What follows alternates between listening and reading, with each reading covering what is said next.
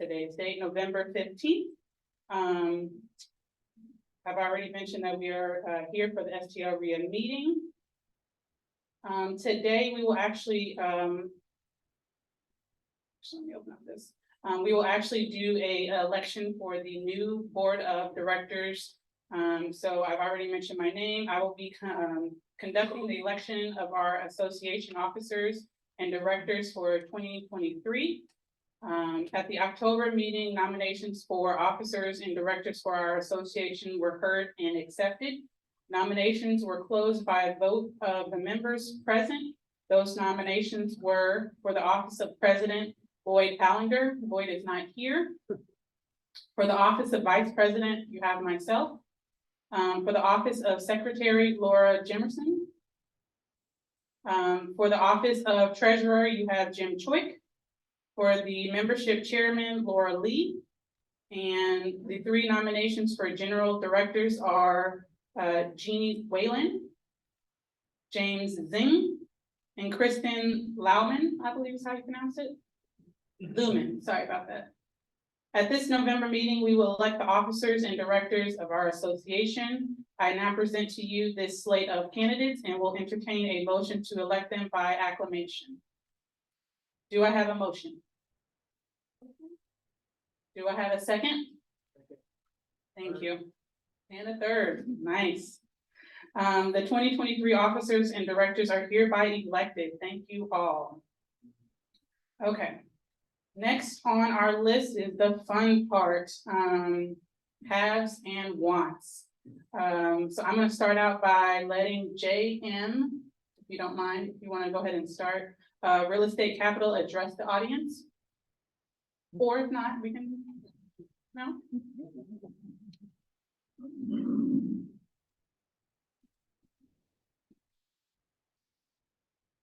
How's it going, everybody? It's changed. I haven't been here since February before COVID. Big change. New place, new faces. I'm Rob with JM Real Estate Capital. We provide financing for rehabs, you know, your fix and flips, your BRRRRs, your rental loans, your new construction, all 50 states. DC, of course, Missouri is one of those states. It's great. High leverage, very competitive rates, no tax returns, and no experience on most of our products. All right. We currently recommend either a very negotiated BRRRR or rental. I mean, if you take a look at what's out there, because by the way, I do conventional FHA for owner-occupied property. It's very hard to get a loan for the owner-occupied person. The person wants to buy a home to live in, okay? Why? Because they need tax returns. I don't need tax returns, okay? They need tax returns, okay? With rates between 6 and 7% on an owner-occupied property, way up there. It's a far cry from a year ago when it was like 2.25%, 2.5%. Now, the way it works, I don't know if anybody knows how it works. If you're going to buy a conventional loan or an FHA loan to buy a property to live in, okay, you need tax returns, and if you are a W-2 employee, we'll take the gross. So if your gross is say $100,000, we'll use $100,000. But if you're self-employed, guess what? Very difficult. We use the adjusted gross income, okay? So some people walk up to me, my old neighbor in New York, you're like, I make $500,000 a year with their tax returns. They made $40,000. Okay, what am I gonna do with that? Okay, very difficult. Why am I saying this? Okay, because very few people can qualify to buy a home to live in. But guess what? Okay, you know, buy a home to live in. But so they're gonna either A, be qualified to buy that home, which is very difficult right now.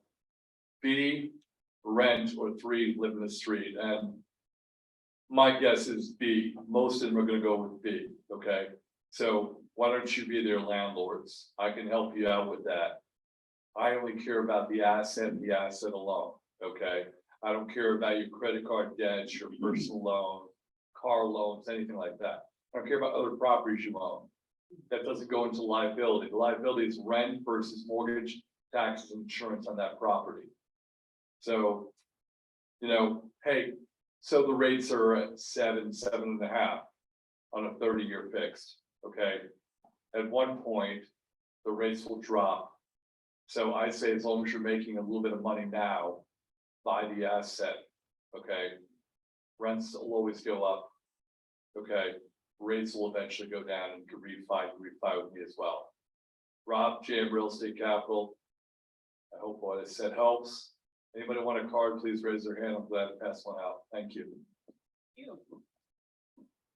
Okay, so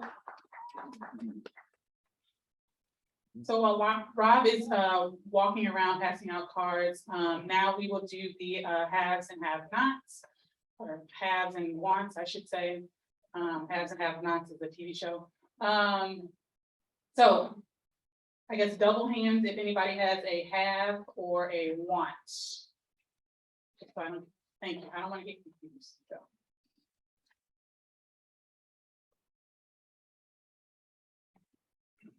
Hi, I'm a new person to this group. I am a real estate notes investor, and I am always looking for funding partners to go in to purchase more distressed mortgages. It's a very different strategy than a lot of you have ever heard about, and I'm always happy to talk about it.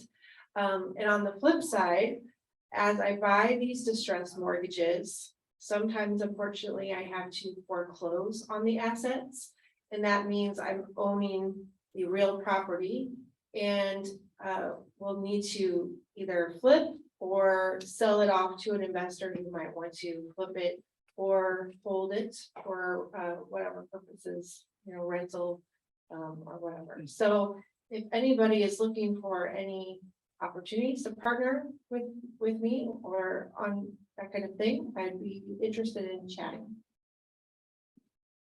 So we actually are also online. I probably should have announced it as well. If you want to give out your contact information, how should the people reach you? My name is Jessica Berger, and you can get in touch with me by going to talkwithjessica.com. Last question, sorry, but there are a lot of newer investors here. Can you give like a 30-second spiel about what is buying notes? What does that look like? So purchasing notes is, you know, every time most owners in America purchase their home with a mortgage. So a lot of times the banks that are giving out these mortgages after a certain period of years, or if the homeowner is distressed and no longer able to pay their mortgage, the bank will decide that they no longer want to hold that asset. So they work with investors and hedge funds and sell those assets off. At that point, if you're in contact with the bank, you can purchase those assets at a discount. So that is a discount on what the homeowner still owes on the mortgage typically. So then you can either foreclose on the homeowner and take the property over, or you can try and rehab the borrower instead of the property.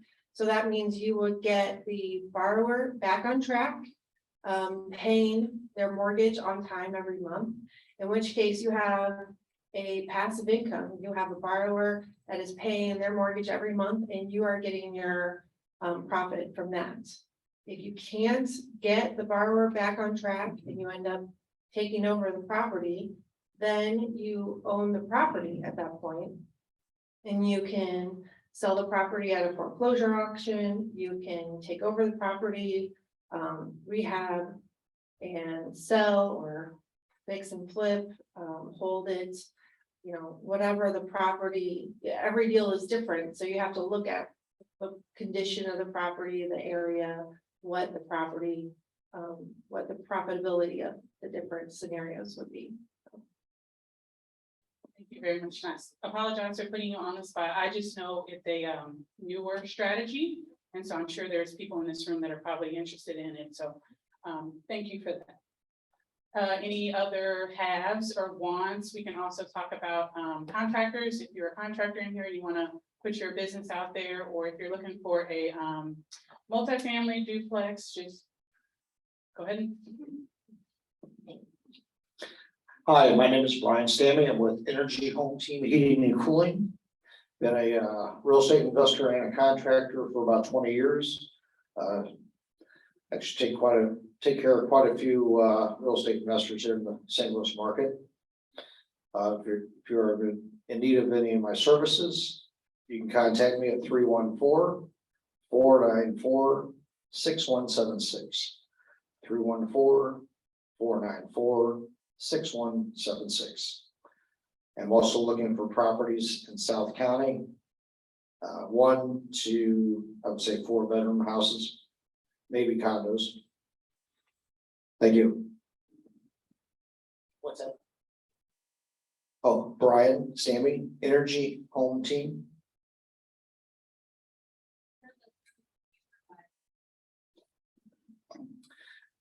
We do maintenance, new installs, furnaces and air conditioners.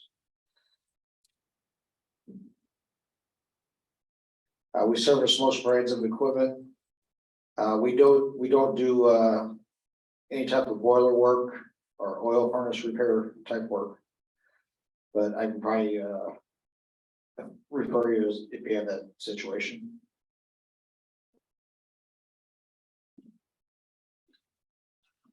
All right, anyone else? Double hands, thank you. Then that was on because people have their hands up. You don't have to do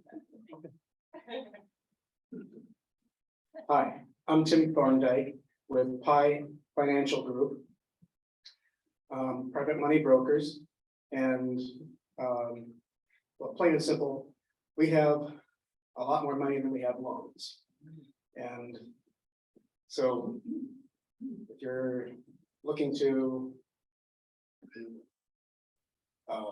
buy a property to hold or to flip, come see me. We do anything from 6-month loans to 30-year traditional, conventional, and we have closings from 30 down to 14 days. Some people would find that comes in handy.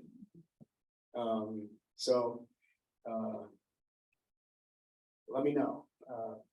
Tim Thorndike, my telephone number is 314-984-8884. 314-984-8884. Thank you.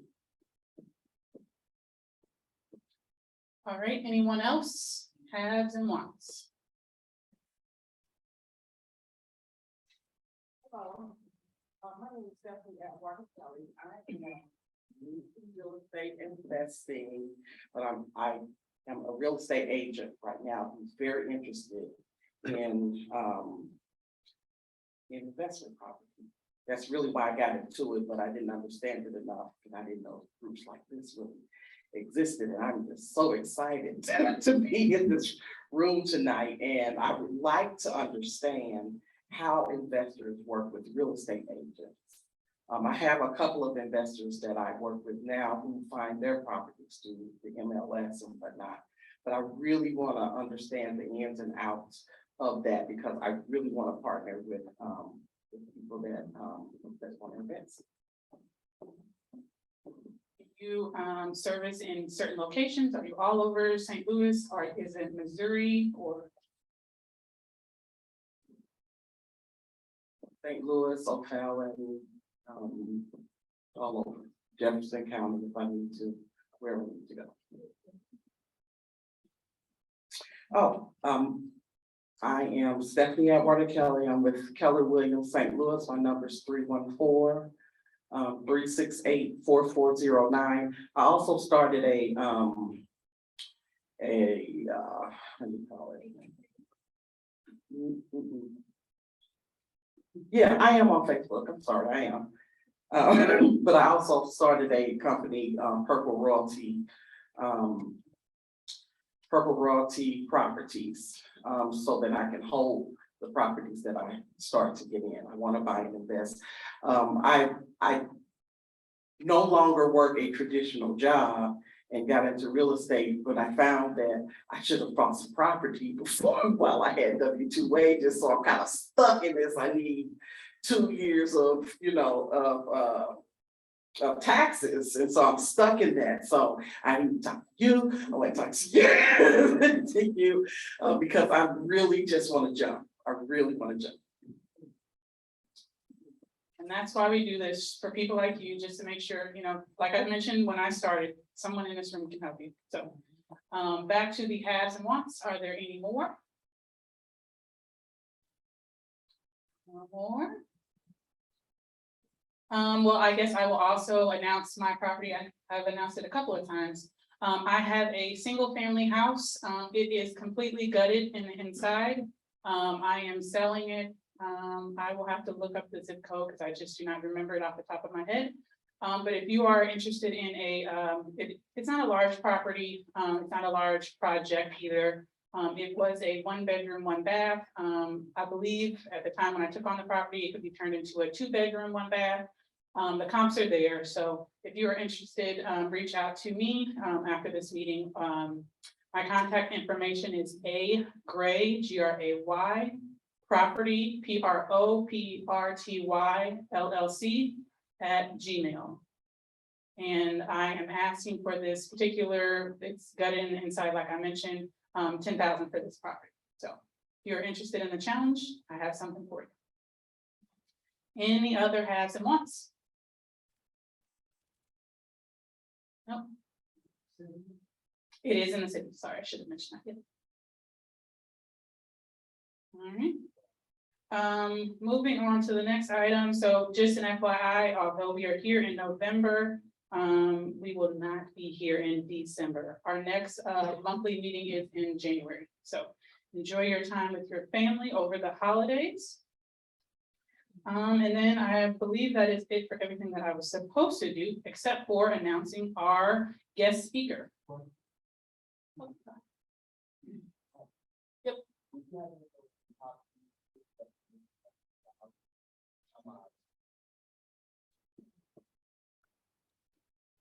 Hi, everybody. My name is Javon. I'm from New York. I currently own properties in St. Louis. One of the issues that I'm having, I need a property manager, somebody that's credible that could manage that house while I'm away. So if anyone knows somebody credible,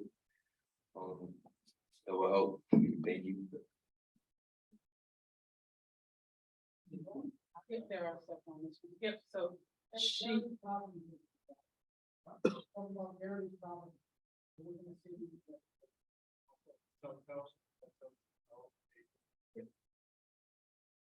Heritage Property, Dave Soto.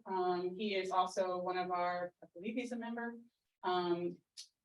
If you are interested, SOTO. He is on Fridays. If you all are interested, we have a Friday meeting, haves and wants as well. I know he's on there as well, so you can get his contact, or I'm sure somebody in this room can give it to you after the meeting. Look at that, you just said, you opened up the floodgates. Oh.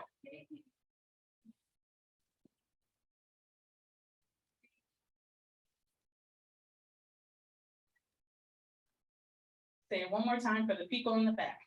St. Louis Real Estate Society, the gentleman's name is Jay, the young fellow in his 30s, and he said they take 10%. Yep. All right, any other haves or wants? Okay. So our speaker tonight, he will show us how a home or building inspection can increase your return on investment exponentially. Whether a single family home, a multi-unit building, or a commercial space, a thorough inspection can help prevent very costly surprises that can sometimes destroy your bottom line. Having more than 40 years of experience inspecting commercial and residential construction, remodeling, and maintenance, He currently has been with BPG for the past 6 years. Not too surprising, he went to Washington University, which is located here in St. Louis, for mechanical engineering. Please give a warm welcome to our special guest, long-term STLREIA supporter, Pete Klarmann. Thank you, I appreciate that. Hello, everybody. Glad you came out, during this horrible blizzard we had. I'm going to talk to you a little bit about doing inspections. As she told you, I am with BPG. That's the company I work for right now. I've been with them for about 6 years. It's an excellent company. I do residential and commercial inspections.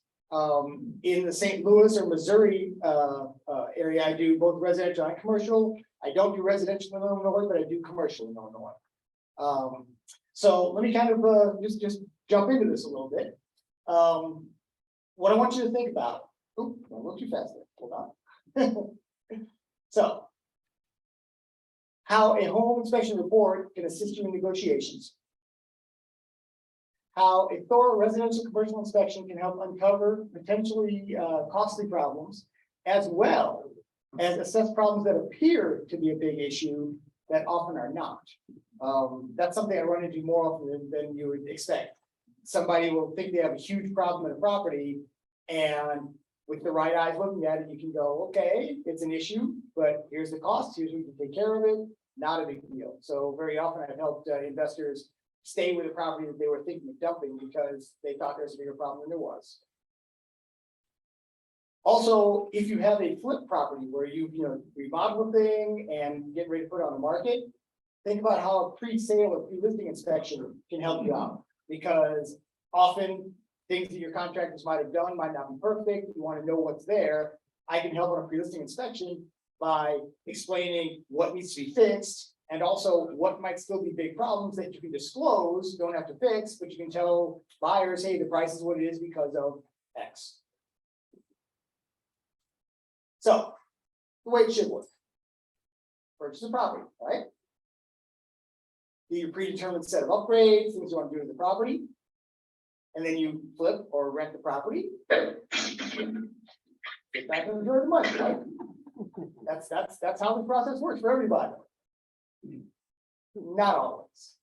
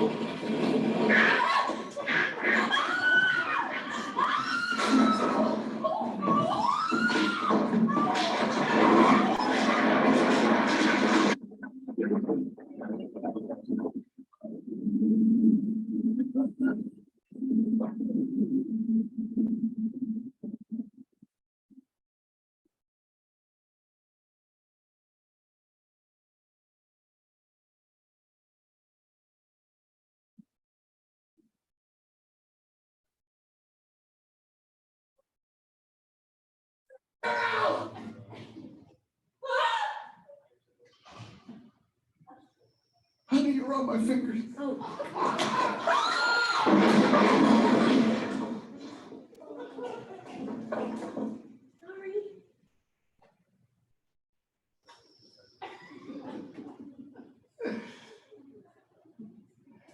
from a movie called The Money Pit. For those of you who know, it's a wonderful, fun movie. But yeah, there's a lot of things that can turn a deal that you thought was great into a money pit. Something like that. I mean, that's an extreme, obviously, but a lot of you guys who have been doing investments for a long time have run into these kind of situations. You buy into a property and you get problems with the foundation, structure, electrical, plumbing, just the whole property itself, where it is, what it is. These can destroy the bottom line. Okay? That's where inspection can really help you out. I'm gonna play a little game here, a little thing called Mountain or Molehill. All seen block foundations. You got that kind of cracking going on in the foundation. What do you guys think? Is that a mountain or a molehill? Yep, definitely a mountain. You could be looking at, thousands and thousands of dollars in foundation repairs. And depending on the property, sometimes worth doing. But you need to have somebody with an experienced eye to look at that and tell you how big of a deal is it, how easy is it to fix, and is it going to be something worth repairing. Cracking in a concrete foundation like this. What do you think, mountain or molehill? Molehill. That's rebar cracking. Has nothing to do with the structural issue. It has to do with the fact that rebar was put too close to the edge of the concrete. It rusted, it popped off the surface of the concrete. All you need to do is scrape that off, paint it, and either epoxy inject it or put new mortar over it. But a lot of people will see an issue like that and think it's a huge issue. It's really not. EIFS, exterior insulated finish system. This stuff looks like stucco, but it's really just kind of plaster over styrofoam. You guys seen it on various properties? Yes? Mountain or molehill? What do you guys think? Molehill. Possible mountain. We ran into a property, this is probably about 5 years ago now. Property was brand new construction. Brand new means, 5 years old. Okay, relatively brand new. Got moisture behind the ephes. It was a $500,000 house. $270,000 in repairs. The problem with EIFS is it's designed to be completely sealed, but if it's not completely sealed, you get water behind it, it can rot out. The studs, the sheathing, everything. So EIFS is something you want to definitely have somebody who knows what they're doing, get you an inspection on. If you're doing any kind of house or commercial property with EIFS, get an inspection. Stair step cracking in brick. Mountain or molehill? Generally speaking, molehill. There are exceptions, of course. And again, that's where a good inspection can help you out. To know, are we talking about something where the building is moving or shifting or needs to be piered? Or is it simple minor movement like you see in a lot of city houses that simply need a good tuck pointer to, stabilize it, get it fixed? Generally speaking, it's a molehill, but it can be mountain dependent. Stab lock electrical panel. That's what I mean by stab lock, has that symbol on it. Anybody know about it? Know it's a mountain or molehill?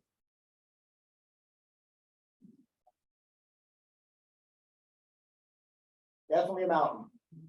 Because it is one of the most dangerous panels ever designed. And the reason is that, breakers in a panel, they're designed to, when there's too much current, they shut off, right? In over 20% of the cases tested on stab lock panels, they don't trip when they're supposed to. And they've been known for causing fires. There was a massive recall on them and a class action suit against the company. That's why Federal Pacific Electric, that manufactured them, is no longer in business. Because that panel killed them.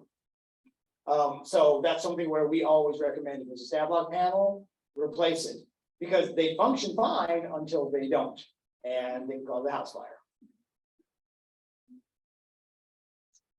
All right.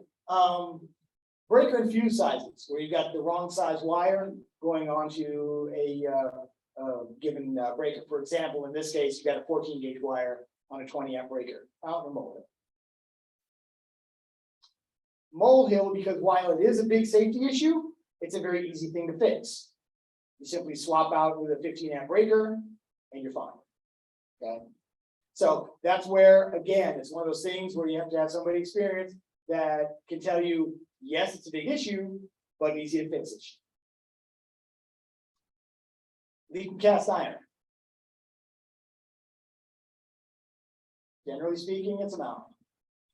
Because cast iron rusts from the inside out.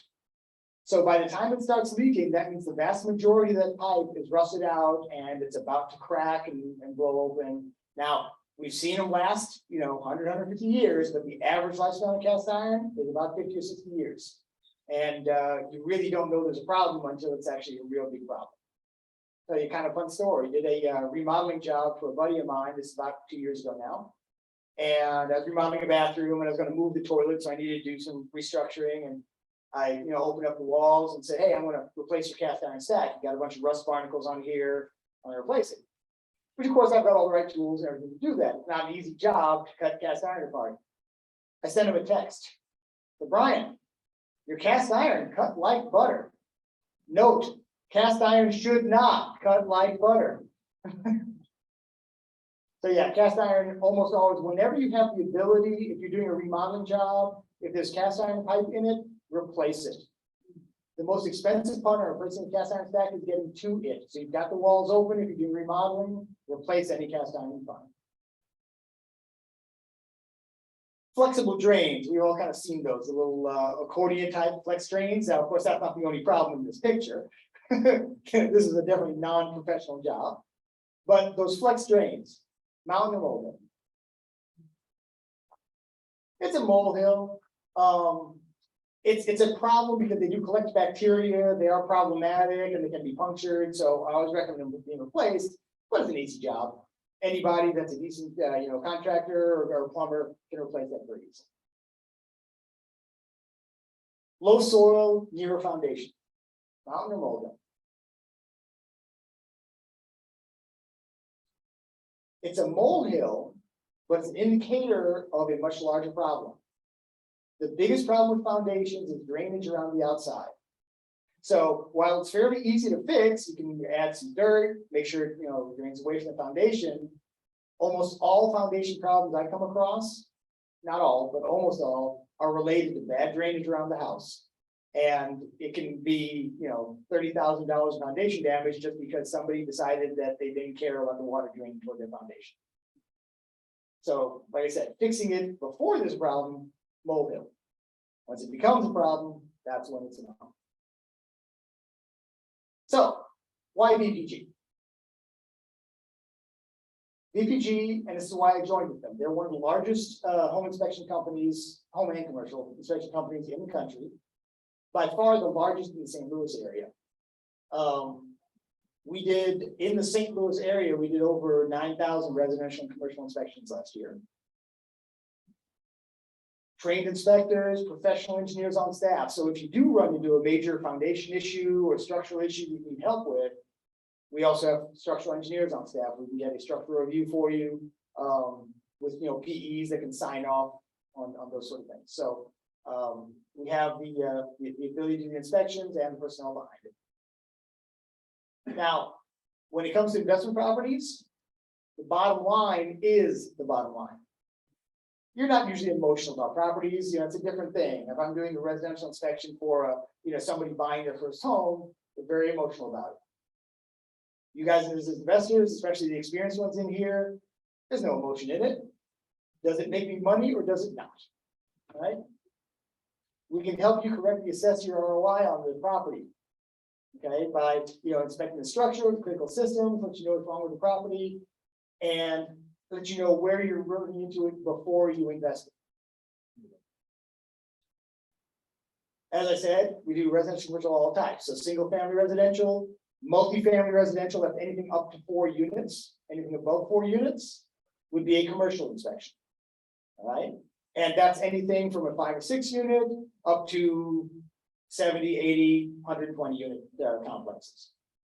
Also do commercial, standalone or multi-unit retail centers, light industrial, office, warehouse, manufacturing plants, as well as schools and churches. Okay, so pretty much anything, any sort of property you're buying. I generally don't do rural farms and that sort of thing. Okay, but most any commercial structures and most any residential structures be able to help you out with.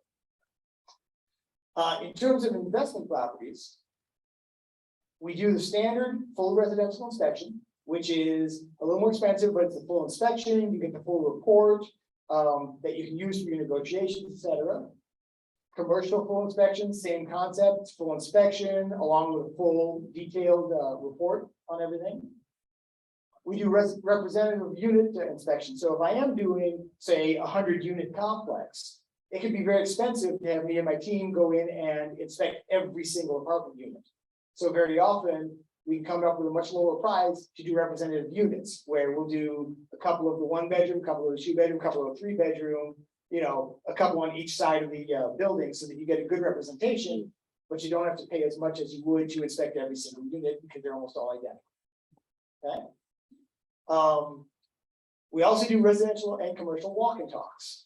So these are useful if you have a situation where you want to know what's going on in the property. You want to know a good structural assessment, assessmental systems, but you're not doing any negotiations on this. You've pretty much set a price. You know what you're getting into. You just want to look at your ROI. Walk and talk, there is no report, no paperwork of any kind. I go through and do the exact same inspection, but I just tell you what I'm finding. Okay. So in a full residence inspection, again, full top to bottom of the home, everything from the roof down to the basement, everything in the system. Mechanical systems, descriptions, ages, there's pictures and documentation all in the reports, very detailed. And we have lists of action and consideration items, which give you an idea of what things need to be addressed right now versus what things can wait a while. Easy to read and understand reports, that'd be your red and blue items for the action consideration item. So it's a very easy to understand reports written in English, and by that I mean it's easy to understand, it's straightforward, there's pictures for everything. Commercial is a similar concept, full inspection, top to bottom, mechanical systems.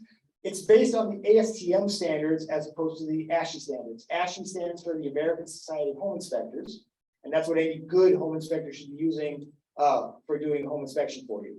Commercial inspections run under the federal ASTM standards, so it's slightly different. Along with the mechanical ages of systems and roofs and structure, also goes into parking availability and options. We, on commercial inspections, if we do a full inspection, we'll give you costs of the major items, roof, structure, et cetera, as to what it's going to cost you to repair it. Again, not an exact cost, but an estimate on these things. But just like in the residential, you also do get pictures, documentation, and also the same kind of action consideration on list, so you know what to deal with that time. Representative unit is exactly what I was talking about. We would go through, various specific items, and that's a negotiated thing. You would decide how many items you want to go through. You come up with a price for it. If you didn't want to do everything. The walk and talk, as I was saying, it's tailored to the investor. Okay, it's for when you already know what the price is, you just want to know what the condition of the building is, and you would follow along on the inspection. You can take any notes or pictures you want, but I'm not doing any kind of reporting. And I'll give you a verbal review of everything. As I said, basically the same inspection, just no paperwork. Okay. We also do offer additional services in addition to the inspection. So assuming you were wanting it, if it's a more high-end property and you want a more detailed inspection, we have termite available. We have radon testing available. We can do a gas inspection, sewer lateral, and mold inspection. So depending on the property, some of these services you may want, completely optional, of course, but it's available for you directly through us. And of course, we do all the booking. All you need to do is tell us you want it, and we arrange everything, arrange all the scheduling. Okay. Cost-wise, pricing is competitive, value is unbeatable. All right, I will tell you right now, I am not the cheapest inspector in town. You can find cheap inspectors, and if you want to do that, you're welcome to it. But there's a lot of fly-by-night inspections out there. I have done thousands of inspections. I know what I'm doing. There's a lot of value to getting a good inspector, not just somebody who says he's a home inspector. Generally speaking, our full residential inspections start at $350, and that's for any property that's $150K or less. And then it's increased based on price. So, if you're doing a $400,000 home, you're a little more. Okay. There's also a few other add-ons, such as if it's over 70 years old, there's a little bit of a bump in the fee because it's a little more difficult. A few other items, I think it's an extra $20 for 2-story house versus a 1. But the basic ranch style bungalow, generally speaking, you'd be looking at about a $350 cost on that. That's for the full inspection. Okay.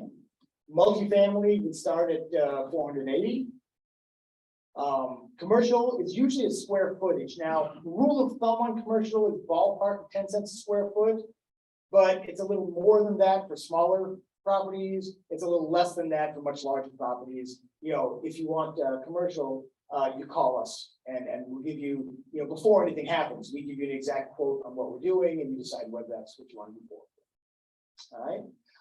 If you're doing a group of properties, let's say you're buying 4 or 5 houses, you want them all inspected the same day. Again, call me, we can work out some discounted prices on something like that. All right.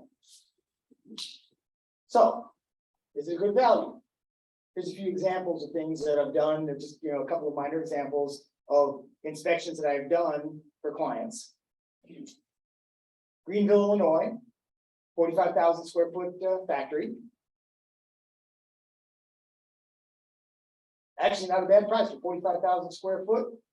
It's only $750,000. I don't know how many of you guys do commercial, but you realize for that kind of size property, not a bad price. The sellers had done substantial roof repairs in 2020. The inspection on this cost $3,750. You guys might be thinking, wow, that's a chunk of money. All right. That's one of the pictures on the roof. Doesn't look bad, right? Another picture of the roof, a little worse section, but you can see it's patched, right? Not bad. The reality of it, that was a horrible roof. They had patched areas they shouldn't have, and they destroyed other areas in the process. Complete replacement of that roof was going to be somewhere between $600,000 and $750,000. So the fact that they paid me nearly $4,000 to go in and do this inspection saved them a huge amount of money. Because now they have a very solid negotiation point on, you know, reducing that price. Because they were told the roof was fine. No, that roof is not fine. Here's another one. Little, you know, ranch bungalow. I think this was in Wentzville. Nice little property. Had been completely rehabbed. Looked nice. The investor was buying it as, you know, the intention was, oh, I'm just going to use this as a rental. Okay. Purchase price was $130,000. Fairly high for that, but you know, it's all fixed up already, right? Inspection on that, I think, was $395. In the basement, block foundation. Those are what they call stiff backs, which they use to, you know, shore up a moving foundation. But do you notice that they're all bowed? They were straight when they put them in. Now look at the center support structure in there. Do you notice a little bit of an angle in those center supports? Yeah. They didn't fix the drainage around the outside. Remember I told you earlier, drainage is a huge issue? That entire house was being shoved back and the entire foundation being racked. Yeah, I told that inspector to run away. Because there was no fixing that problem. That house is going to have to be demolished. Because the only way to fix it would be to jack it up, blow away the foundation, redo the entire foundation and put it back. And that house wasn't worth doing that. Another example, this is a little bit more high-end property, rehab property. They knew it needed a lot of work. So a little higher end residential. The investor purchase price on this was $300,000. Okay, as a distressed property. And again, he's going to fix it up, either rent it or flip it. Inspection price on that, I believe, is $495. The roof, which from the street looked good, was trashed. It was at least 23 years old. It's hard to see in this picture, but tons of granule loss. The roof was just done. Okay, so it needed a new roof urgently. This had it wasn't vinyl siding, it was hardboard siding, which basically is pressboard. I don't know how many of you have run across hardboard siding. Not bad if you keep it well sealed, well painted. But any of us who've ever had pressboard furniture and it gets wet, swells up and just turns into sawdust, right? All of the siding and all of the trim on this house was completely destroyed. And there was water damage behind it So it's gonna have to pull all that off, redo the sheathing, redo all the siding trim. And you guys have all run into broken thermal seals, right? Generally not a huge issue unless you have more than 15 of them in the house. And I mean 15 windows, so more than 30 panes.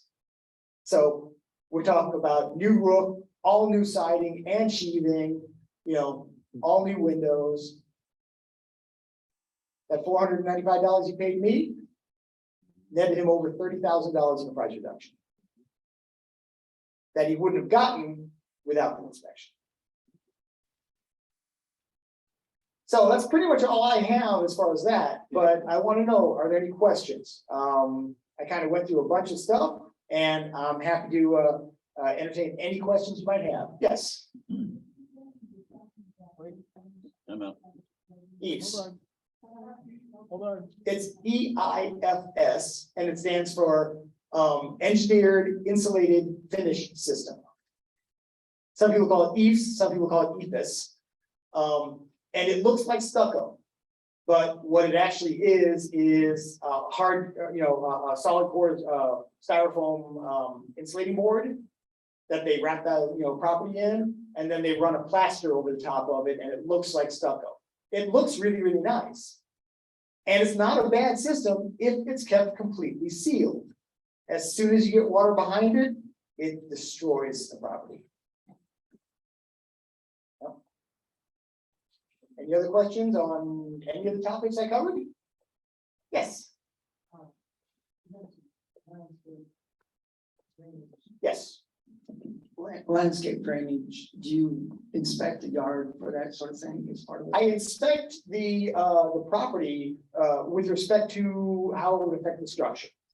Okay, so I will check for drainage along driveways, drainage toward the foundation, things like that. I'm not going to inspect for whether there's a little sinkhole in the backyard or anything like that. Okay, the items that are going to affect the main structure of the property, and that includes a detached garage as well. But yeah, things that affect the property and drainage of that, I inspect. But in terms of if there's erosion at the back of the property causing a little creek, no, that would not be.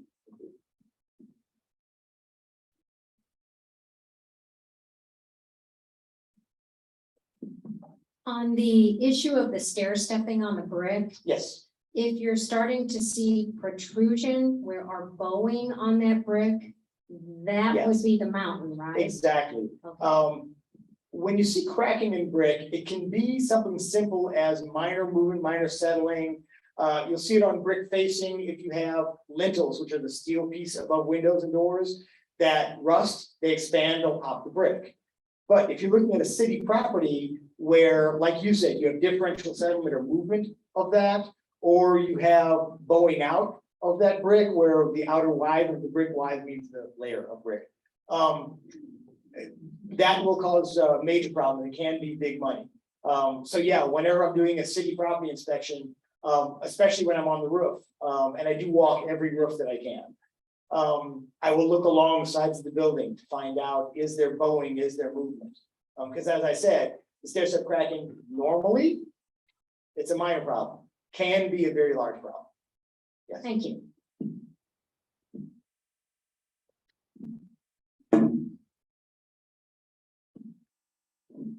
Okay, so as investors, a lot of times the ideal properties when we're shopping go really quick.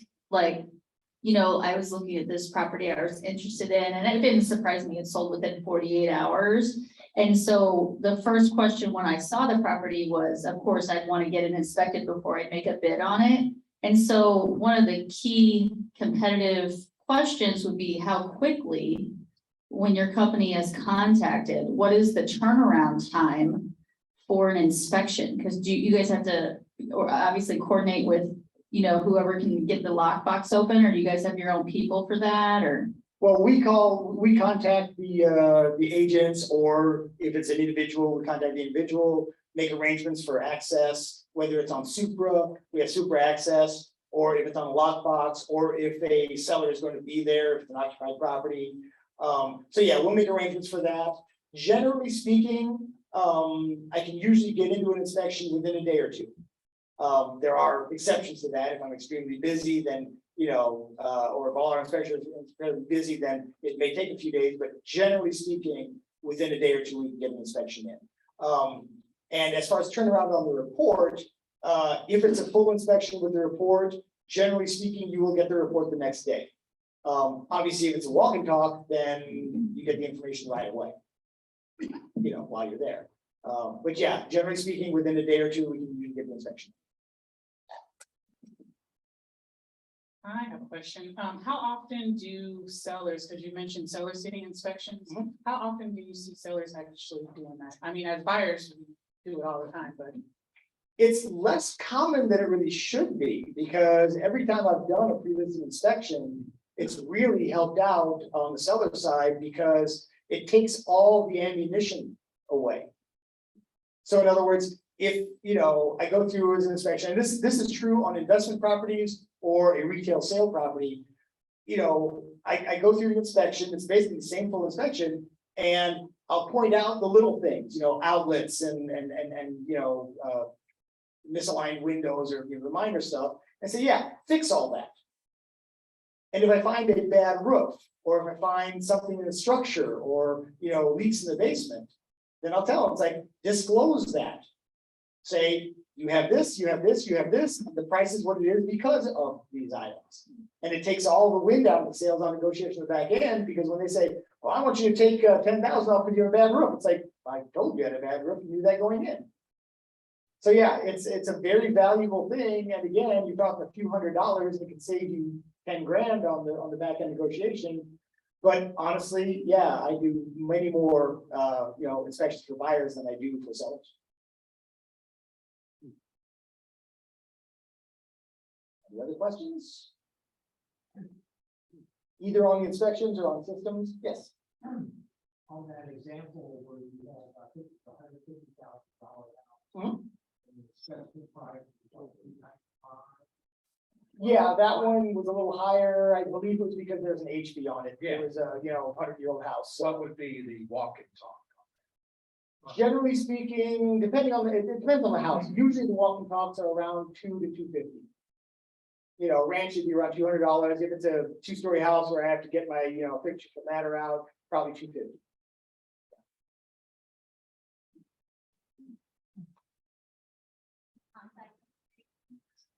Yes, my contact information. My name is Pete Klarmann. Last name is Klarmann. My phone number, I'll give you my direct cell phone number. That's the easiest way to connect with me. 314-477-5552. And I have a bunch of cards in my pocket. So if anybody wants a card, you're welcome to it. I got a quickie question for you here. Yes. Hi, there you go. How do I get rid of a woodpecker? Well, it depends on how good of a shot you are. No, critters can be a problem, whether you're talking about woodpeckers, squirrels, Right. carpenter bees. Honestly, I'm not the best one on that. Now, woodpeckers generally don't like painted surfaces. So if you have, and vinyl, of course, but if you have open wood, if it's painted and well sealed, they generally don't go after it. It's usually when there's cracks or whatever, or holes in it, because what they're doing is they're not just pecking on it to make noise, which they do, but they're looking for insects. Good point. They're going for food. I So, have insects in the house. yeah. And it's the same thing with carpenter bees. Carpenter bees usually attack unpainted wood surfaces. Have you guys ever seen carpenter bees? The little perfectly drilled 3/8 hole. And the funny thing is, carpenter bees don't actually do a ton of damage to the wood unless there's a lot of them. But they actually make a large tunnel. It's not just that hole. They go in with a hole and make a right angle turn and bore a long tunnel that they then, lay larvae in. Okay, it's basically their nest. Woodpeckers love going after that wood because they're going in to get after that. So anytime you see carpenter bee tunnels that are open, it's not that the bees opened them, it's that woodpeckers or other, critters went in to get at the kids. Thank you. Appreciate it. Come by next week, please.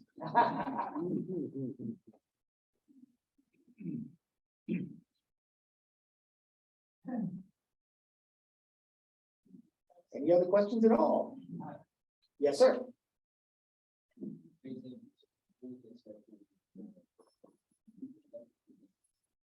He's underneath the speaker. Oh. Going back to our lighting or the plumbing, Yes. would your company assist electrician or plumber to come out, or would we have to find an electrician or the plumber? on Yeah, our no, own? we don't, we specifically don't provide any sort of contractors. Okay. The reason is because, and that's also why, I have done a lot of contracting work in my time. I will not touch a property that I've inspected within the last 3 years. And the reason is conflict of interest. I want you guys to feel completely comfortable that if I'm coming out and doing an inspection on that property, I'm giving you the good, the bad, and the ugly, having nothing to do with any financial interest on my part. Okay, so we specifically don't give any bids. In fact, the subcontractors that we do use for like the gas inspections, for the sewer lateral inspections, they are also not allowed to give you a bid on site as to what it would cost to repair it. Because we don't want them selling their services during the inspection. Now, the contractors we use are excellent, and you are more than welcome to call them up and ask them to come back and give you a bid. But as part of the inspection, no, we specifically won't give you any kind of information on how to, get a contractor to fix it, because we don't want you to think that we're selling any of those kind of services.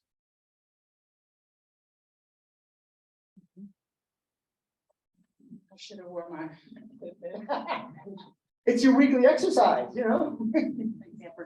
My question is, if you ordered a walk and talk and you went through it and it's like, oh my God, they found something horrible that you didn't expect, could you turn around and then do a written report for the extra money? That is where the problem with the walk and talk comes in. The answer is no. And the reason is, when I'm doing a full inspection, I'm taking thorough notes, I'm taking tons of pictures. And of course, then I'm writing a long report. That's why it's, double the price or more. If I'm doing the walk and talk, the reason it's cheaper is because I can go through a little quicker. I'm not stopping to write notes. I'm not, going into all that detail. So the end result though is, if you say, oh, I need the full inspection, sorry, I kind of need to redo it.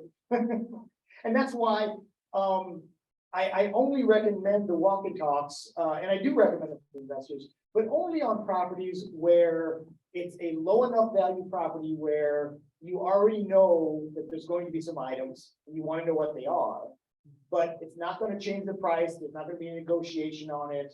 Or if there is, you're not worried about any paperwork to back it up.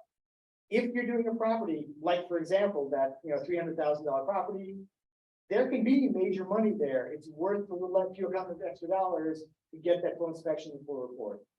The other time I definitely recommend investors do a full report is if you're an out-of-town investor.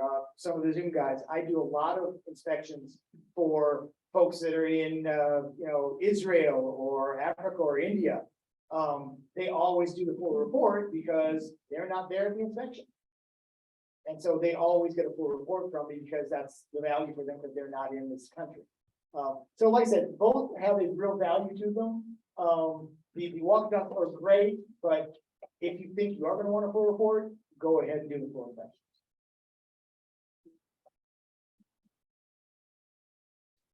What else?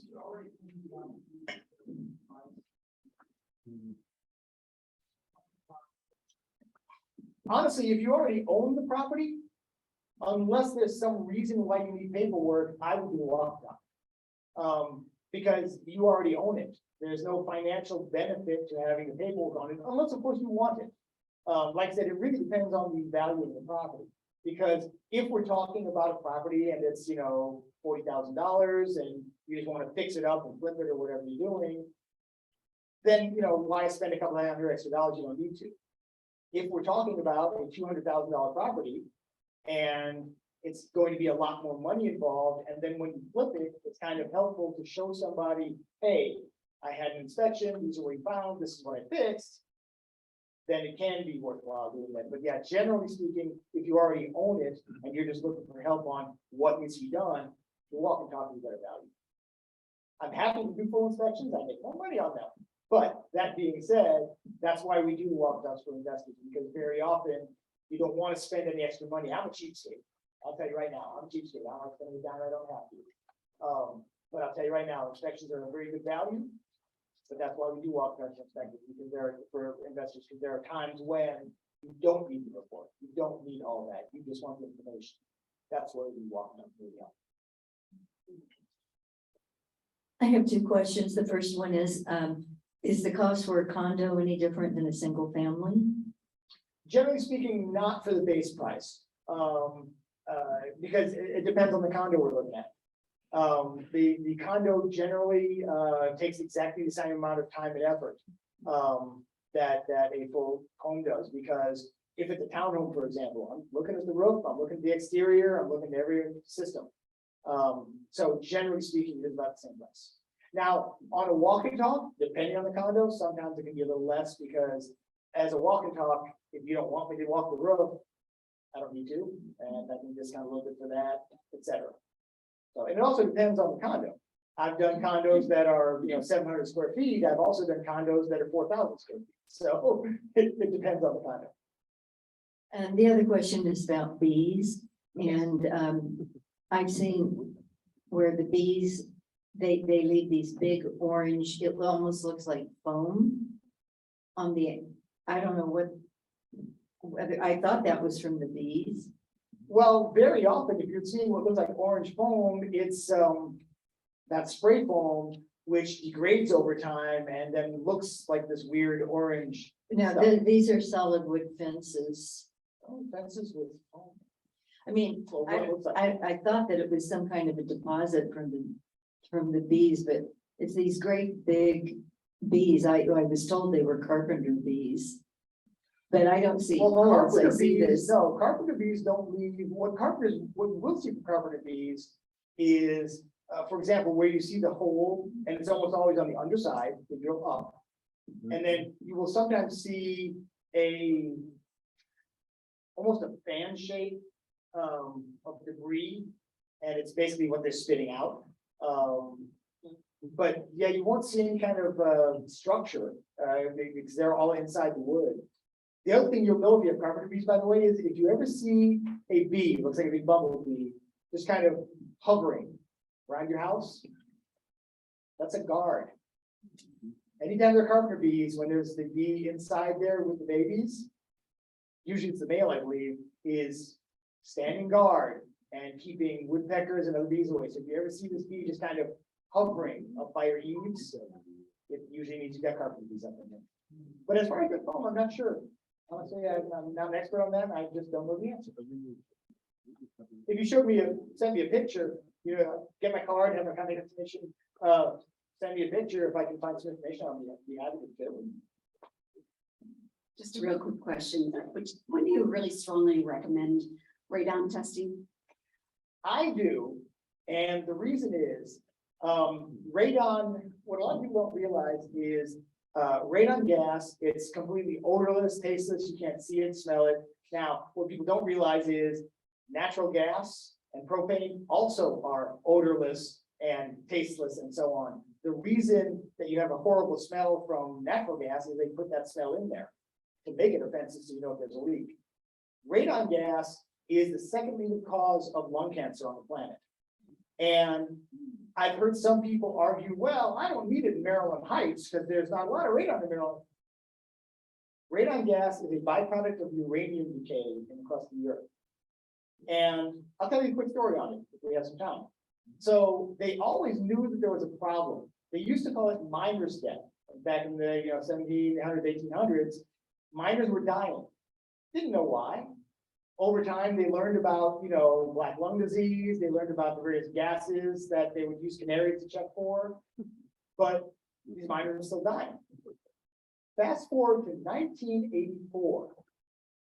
There was a nuclear power plant being built. No uranium there yet. They're just building the plant. But they were getting close to finishing, and the construction workers all used the exit doors as the construction entrance. The electricians had just put in all the radiation detectors, so that they would check to see if anybody had left the plant irradiated in any way from uranium. So this guy, I always forget his last name, is Stan something or other, comes to work one day, sets off all the alarms. Like, how? There's no uranium, how are you getting irradiated? Well, they tracked it back to his house. It turns out he had very, very high levels of radon gas. and it actually was enough to irradiate him. Now, of course, he ended up dying from lung cancer, but once they figured that out, they now went, okay, now we know what we're looking for, and they did a worldwide scan all around the planet, various areas, to check for radon gas levels. It turns out that Missouri is on, it kind of looks like the jet stream in a way, but we are on the lower edge of one of the highest bands on the planet. Generally speaking, the action level for radon gas is a 4. I can go into the details on it if you want. It's a microperiod per liter. It's a radiation level. But when you have above a level of a 4, you need to put in a radon mitigation system. They say under a 4, you don't have to worry about it. When we say high levels in St. Louis, they're usually 6, 10, 20. We have seen a 209. So there are, in fact, I did an inspection, there's a commercial inspection on, it's out in Lake St. Louis, on a daycare center. And it scared me in a way because they had the older kids upstairs and they had the younger infants in the finished basement walkout area downstairs. We tested radon on there, level of 27.2. I was like, you're trying to kill these kids. Now, the nice thing is radon is completely fixable. You don't eliminate it, but what they do is they put in a system. It looks fairly simple, really. It's kind of a fan that puts negative pressure under the slab and sucks the radon gas and deposits it above the house. So it doesn't eliminate it, but it bypasses the home and makes it safe. So yes, I strongly recommend radon testing. Now, I recommend it on the house you're buying for yourself. I strongly recommend it on any single family or multi-family home you're doing. And here's why. I know it's not your property in terms of you're not living there. But if you test it and it comes back high, you put in a radon mitigation system, you've done your due diligence, you've taken care of it. If it comes back low, keep that paper in your files. As we all know, people are litigious. And somebody comes down with lung cancer, they're suing everybody. You pull that piece of paper out and say, I tested it. I did my due diligence, don't blame me because I tested it. So on properties like that, especially multi-families, I definitely recommend getting it tested. I also recommend on any kind of condo that's second floor or below. Third floor or above, it's usually non-issue. It's dissipated enough by then, it's not a problem. But second floor, first floor, basement condos, I recommend doing right on that. Oh, definitely, almost, yeah. And it's not expensive. We charge, I think, $160 for doing the radon test. It's, it's a small chunk, but it's not inexpensive.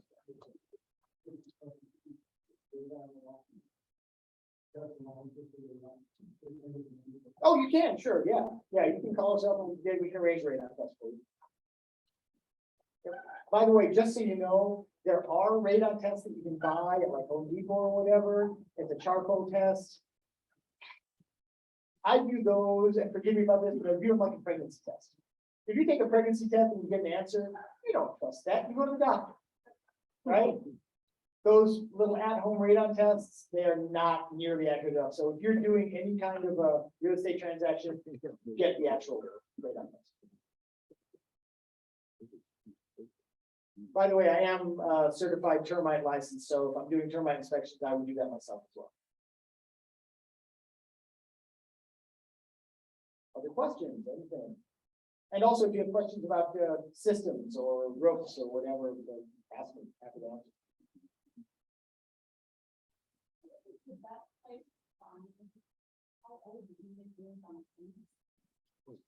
Generally speaking, it's on the data tag, which is basically the label. Normally on most furnaces, and there are exceptions, of course, but normally if you take off the main front access panel, not the one by the fan, but the upper one, it's usually down at the bottom or on one of the sides.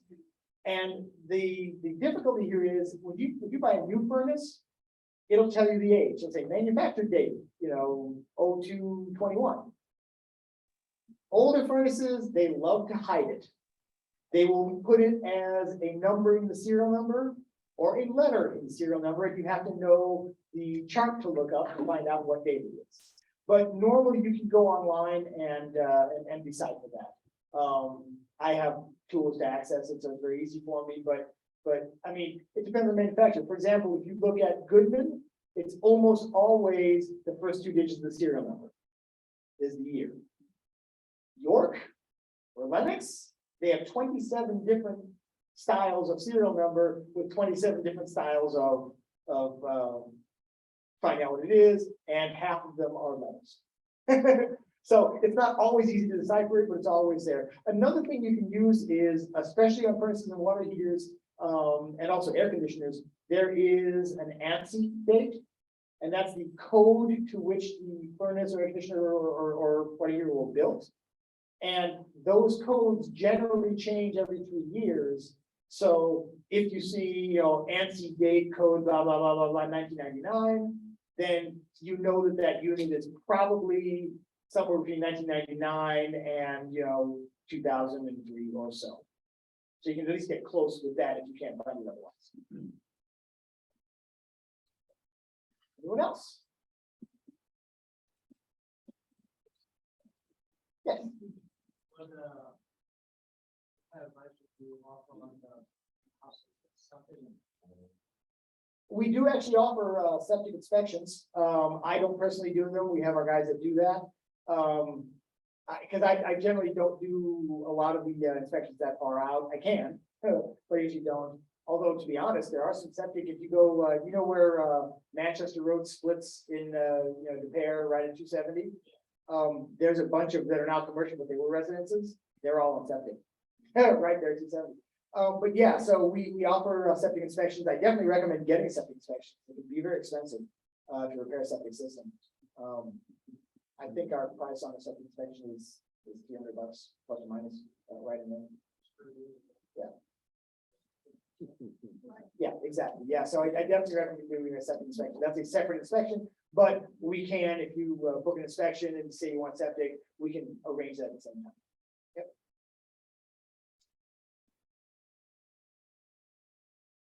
Else? All right, well, thank you very, very much. Appreciate it. Everybody want to call, just come in. All right, thank you. So that concludes our meeting for tonight.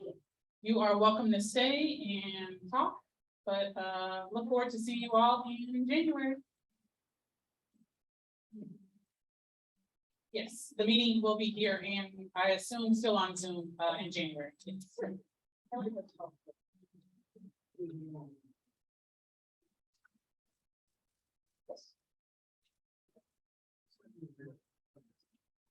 Yeah.